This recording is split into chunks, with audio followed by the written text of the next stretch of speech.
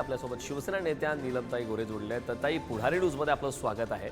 अतिशय धक्कादायक अशी घटना आहे। खरं तर राज्यभरात ज्या प्रकारचे घटना आपण हल्ली ऐकतोय, महिला अत्याचाराचं प्रमाण वाढलंय।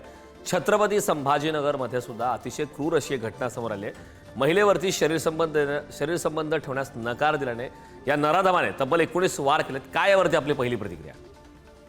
अशा प्रकारच्या घटना अत्यंत संतापजनक आणि दुर्दैवी, आणखी त्याला कडकात कडक शासन झालं पाहिजे अशा प्रकारच्याच आहे।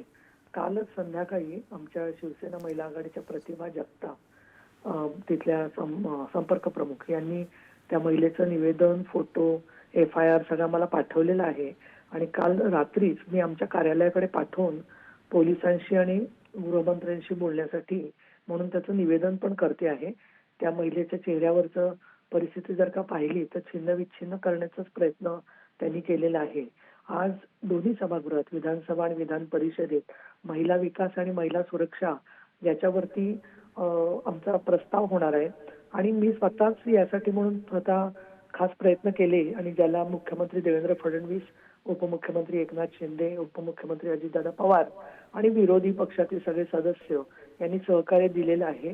आणि त्यामुळे सुरक्षेसाठीच्या योजना अजून काय केल्या पाहिजेत आणि समाज अशा वेळेला काही मध्ये पडून महिलांचे मदतनीस किंवा महिलांचे सामाजिक कार्यकर्ते महिलांना मदत करणारे यांच्याबरोबरच माझं मत आहे की पोलिसांचं पण संवेदनशीलता वाढली पाहिजे।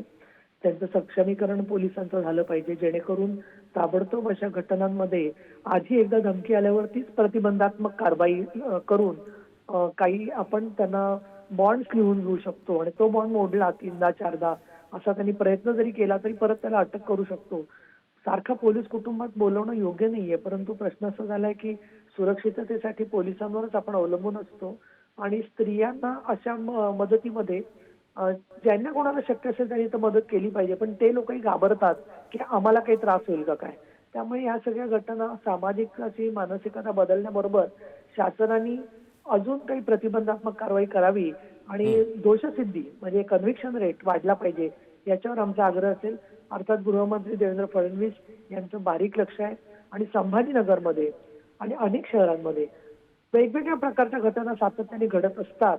म्हणून नवीन आलेल्या न्याय संहितेमध्ये कुठल्याही महिलेच्या केसमध्ये समरी रिपोर्ट होऊन ती फाईल होणार नाही, ती रद्दबातल केली जाणार नाही असा सुद्धा निर्णय केंद्र सरकारने घेतलेला आहे। नक्की ताई, खरं तर आपण जसं म्हणताय मानसिकता बदलणं अत्यंत आवश्यकता आहे। मात्र घटना घडतात, मात्र ज्या प्रकारचा क्रूरपणा या घटनेमध्ये पाहायला मिळाला, एक वार केला जो मानेपासून कमरेपर्यंत गेला, तब्बल 2.25 फुटाचा वार आहे आणि डॉक्टरांनी तब्बल 280 टाके घातलेत। मृत्यूशी सध्या या महिलेशी झुंज सुरू आहे की याचा पूर्वनियोजित कट दिसतोय, कारण शेवटी एवढं हत्यार असणं, त्यानंतर एवढी आणि एक पाशवी म्हणता येईल परंतु पशूंनाही लागवेल अशी प्रवृत्ती म्हणजे त्या स्त्रीला संपवून टाकायचं, नष्ट करायचं। आणि हे सगळीकडेच आहे, प्रत्येक क्षेत्रामध्ये, सामाजिक क्षेत्रात आहे। मला तर असं दिसतं की इतर एखाद्या क्षेत्रात कुठली स्त्री जास्त वरचढ झाली तर तिच्या ऑफिसमध्ये किंवा कार्यालयात सुद्धा तिला अशा पद्धतीने संपवून टाकायचं आणि मग काही वेळेला संपवून टाकण्यापेक्षा तिची विश्वासार्हता, तिची क्रेडिबिलिटी, तिचा जो काही तिचा हे असेल सद्गुण तो जास्तीत जास्त वाट लावून तिला नष्ट करून टाकायचं। ही सगळी अतिशय एक मी म्हणेन की फार सरंजामी पद्धतीची मानसिकता आहे, पण ती अजूनही माणसाच्या मनात भिनलेली आहे। या व्यक्तीला शासन देत असताना न्यायव्यवस्था आपली अगदी जागृत आहे, परंतु या महिलेला न्याय देत असताना या जो माणूस आहे आरोपी त्याला कडकात कडक शिक्षा झाली पाहिजे। मध्यंतरी एके ठिकाणी न्यायाधीश महोदयांनी 3 वेळेला जन्मठेपेची शिक्षा एका आरोपीला दिलेली आहे, म्हणजे त्याच्यातून तो सुटताच कामा नये अशा पद्धतीच्या किंवा फाशीसारख्या शिक्षा नाईलाजाने आपल्याला राबवाव्या लागतात, कारण समाजातला एक मानवाधिकारांचा गट हा फाशीची शिक्षा नको म्हणणार आहे। अशा वेळेला प्रश्न असा पडतो की मग कशा प्रकारने लोकांना बंधन बसणार। आणि म्हणून या संभाजीनगरमध्ये शिवसेना महिला आघाडी सगळी तिच्या पाठी उभी आहे आणि समाजाने पण उभं राहावं आणि त्या आरोपीचं वकीलपत्र कोणी घेऊ नये असं मला संभाजीनगरच्या वकिलांना आवाहन करावं असं वाटतं। अगदी नक्कीच ताई, खूप खूप धन्यवाद। आपण पुढारी न्यूजशी संवाद साधलात त्याबद्दल।